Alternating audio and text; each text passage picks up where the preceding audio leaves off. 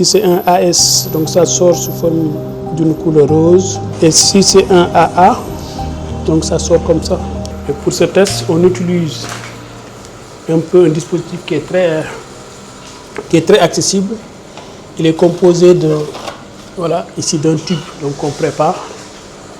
Et dans le tube, vous avez un petit réactif qui est là.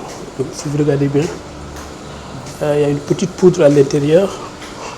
Ensuite, on utilise là la solution bouffeur, voilà, qui est là.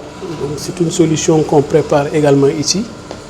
Le réactif aussi, on le prépare ici. On utilise le filtre qui est là. Donc, là, c'est un filtre. Et donc, ce qu'on fait, c'est que on prend le sang à tester, comme ici. Là, on utilise donc ce sang-là. On le met dans le tube. Donc, on met d'abord la solution bouffeur jusqu'au niveau du trait, ici, là. Et après, on prend le sang à tester, on le met dans le tube. Et on attend 5 minutes. Après les 5 minutes, on va filtrer le tout. Donc après les 5 minutes, on prend ça, voilà. On prend ça, on prend le filtre, on le plie, filtre, voilà. Et on prend tout, on le met là. Et on prend tout, on le filtre ici. Donc ça va filtrer au fond. Et après, on va recueillir les liquides. En fonction de la couleur du liquide qui est recueilli, on peut dire si le patient il est SS, il est drépanocytaire, SS, ou bien donc s'il a les formes hétérozygotes, ou bien donc s'il n'a pas du tout donc la drépanocytose. Regardez là, par exemple, si c'est un SS, donc ça sort comme ça. Tout est clair, comme vous le voyez là. Tout est clair.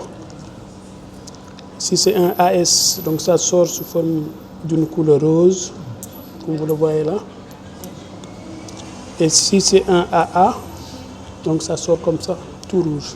Bien, c'est un test donc, qui permet de diagnostiquer de façon rapide donc, les différentes formes de la drépanocytose. Dans ce laboratoire, ce qu'on fait réellement, c'est l'enseignement par rapport donc, à la formation de base, c'est-à-dire les étudiants de médecine, de pharmacie et de d'odontologie, mais également donc, des formations privées ou bien donc, des formations en spécialisation. Mais aussi nous faisons ce qu'on appelle donc des explorations pour tout ce qui est donc à l'aide au diagnostic. Donc ici on fait des EFR, c'est-à-dire des explorations fonctionnelles respiratoires, mais également on fait des explorations donc cardiovasculaires, mais aussi des explorations donc neurologiques comme l'électroencéphalogramme, électromyogramme, et ainsi de suite. Mais aussi nous faisons des activités de recherche. Et vraiment, dans ce laboratoire, l'activité de recherche constitue donc un pilier fondamental. Et depuis quelque temps, donc, nous avons vraiment développé des thématiques donc, très intéressantes au sein de ce laboratoire. Par rapport donc, à la drépanocytose, moi, c'est ma thématique, je peux dire, c'est ma thématique préférée parce que depuis plus de 15 ans, je travaille sur la drépanocytose avec un nombre de publications assez consistant. Je peux dire que j'ai plus de 60 publications, 70 publications qui portent uniquement sur la drépanocytose. Sur la drépanocytose et l'activité physique, mais également sur la physiopathologie de la drépanocytose, c'est-à-dire quels sont les mécanismes qui font que un patient drépanocytaire souffre de telles complications ou de telles complications ou de telles complications. J'avoue que dans ces travaux-là, nous avons développé donc pas mal de résultats. Je peux citer que nous avons même mis en place un logiciel qui est mis en open access, qui permet à partir donc de la fréquence cardiaque, qui est détectée par des accélomètres, c'est-à-dire des montres comme de ce genre, qui permettent donc de détecter à partir de la fréquence cardiaque. On peut calculer la dépense énergétique, on peut calculer également donc, le niveau ou le type d'activité physique qui a été donc développé par le patient. Et cela, on l'a eu grâce à un financement du gouvernement japonais. Et vraiment, c'est le moment également de les remercier, le gouvernement japonais qui a mis à ma disposition un financement assez consistant. Et c'est toujours dans cette thématique que j'ai eu également à travailler sur des nouveaux tests de diagnostic rapide.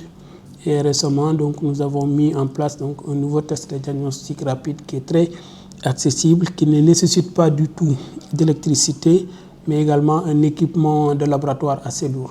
Donc, c'est un test d'utilisation très simple, qui est très fiable, vu le nombre de résultats que nous avons obtenus en comparant ce test avec les résultats de l'électrophorèse. On a une sensibilité, une spécificité qui tourne autour de 100%. Et la concordance également, il est à 100% avec donc, le test de l'électrophorèse de l'hémoglobine. Le dernier mot que j'ai envie de lancer peut-être aux autorités, d'abord je remercie énormément le recteur d'avoir vraiment nous accompagné dans ce projet-là, mais également le vice-recteur chargé donc de la recherche, le professeur Ly, mais aussi le directeur de la recherche, c'est Yankoba Seydi, donc c'est un ami à moi, effectivement, mais également remercier le doyen de la faculté de médecine de Dakar, le professeur Bara Ndiaye, mais aussi le professeur Ablaïba, qui est le chef de service donc, du laboratoire de physiologie, et toute l'équipe avec qui donc, j'ai travaillé dans ce projet-là. Par rapport aux autorités étatiques ou politiques, je les demande donc de croire davantage à la recherche donc, scientifique et de savoir que la recherche donc, scientifique constitue la boussole pour tout développement d'un pays. Et j'en suis convaincu qu'au sein de l'université, nous avons vraiment des chercheurs qui sont très engagés, très endurants et très dynamiques et qui peuvent développer donc, des solutions à nos problèmes, donc surtout des solutions par rapport donc, au développement de l'Afrique.